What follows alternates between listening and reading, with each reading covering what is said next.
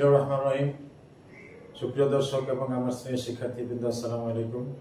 আজ আমি নবম শ্রেণীর গণিত বই থেকে অধ্যায় 13 এর সসীম ধারা অনুশীলনী 13.1 23 নম্বর প্রশ্নটি সমাধান করব। 23 নম্বর প্রশ্নটি হলো, এক ব্যক্তি 2500 টাকা কিছু সংখ্যক কিস্তিতে ঋণ পরিশোধ করতে রাজি হন। প্রত্যেক কিস্তি পূর্ববর্তী কিস্তি থেকে 2 টাকা বেশি। যদি প্রথম কিস্তি 1 টাকা হয়, তাহলে ওই ব্যক্তি মোট কতগুলো কিস্তিতে ঋণ পরিশোধ করতে পারবে।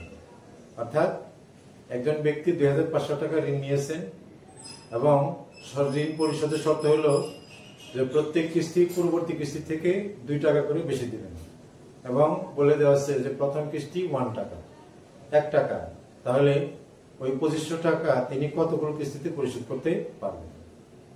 তাহলে সমাধানটি শুরু করি।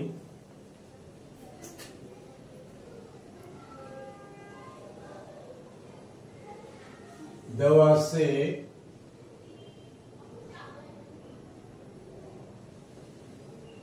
প্রথম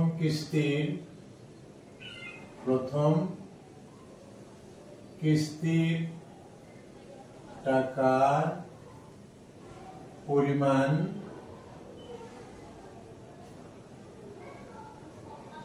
1 টাকা।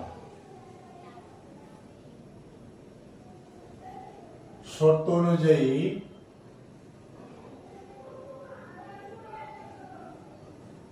দ্বিতীয় কিস্তির টাকা হবে 2 টাকা বেশি।